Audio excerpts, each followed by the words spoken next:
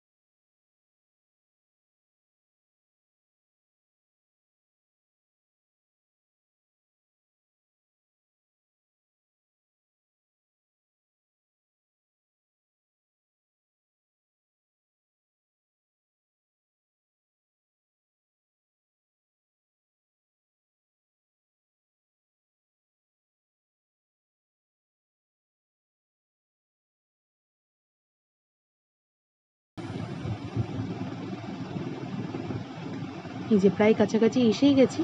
এখন আমরা ঈশ্বর পুজো দেবো। এরপরে কিছু গাছ কেনার ইচ্ছা আছে। এসে গেছি, ঈশ্বর পুজো হয়েও গেছে, এবার একটু প্রসাদ নেওয়ার অপেক্ষায় আছে। হয়তো ঈশ্বর মূর্তি আজকে আপনারা দেখতে পাচ্ছেন না, কালকে একটু ফাঁকা ফাঁকা দেখাবো। আজকে যা ভিড়, এই দেখুন, বলতে না বলতেই এসে গেছি গাছের দোকানে। অনেক রকম গাছ থাকা সত্ত্বেও মায়ের ইচ্ছা কিছু ইনডোর প্ল্যান্ট কেনার। দেখা যাক কি ইনডোর প্ল্যান্ট পাওয়া যায়। গোলাপ গাছগুলো এত মন কাটছিল, কিন্তু দুটো ইনডোর প্ল্যান্টই কিনলাম অবশেষে। আরও আশেপাশে কি গাছ আছে একটু দেখে নিতে চাই, এই আর কি। চলুন আপনাদেরকেও দেখাই।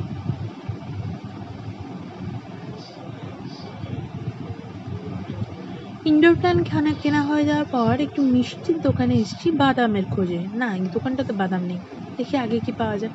দেখছেন হরেক রকমের চুড়ি, মালা, বেলুন, চতুর্দিকে লোক, রাস্তার উপরে মেলা হওয়াতে এটা ভীষণ হয়।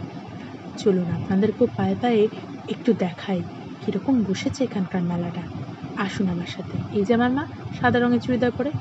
এসে গেছি বাদামের দোকানে। 25 টাকা শ, মানে 250 টাকা কেজি। যাই হোক, বাদামটা কিনে রাস্তার ওই পারে যাবো। ততক্ষণ দেখি কি কি মিষ্টি ভাজা হচ্ছে। জিলিপি, গজা, পাঁপড় সব কিছুই আছে, কোনো কিছুরই অভাব নেই। তার সাথে সাথে অনেক রকম খাবারের দোকানও বসেছে। চলুন সবই দেখাচ্ছে আপনাকে। দেখুন মেয়েটি কি সুন্দর গাছ কিনেছে, অপূর্ব না? চলুন রাস্তার ওই পারে যাই এবং দেখি আর কি কি বসেছে।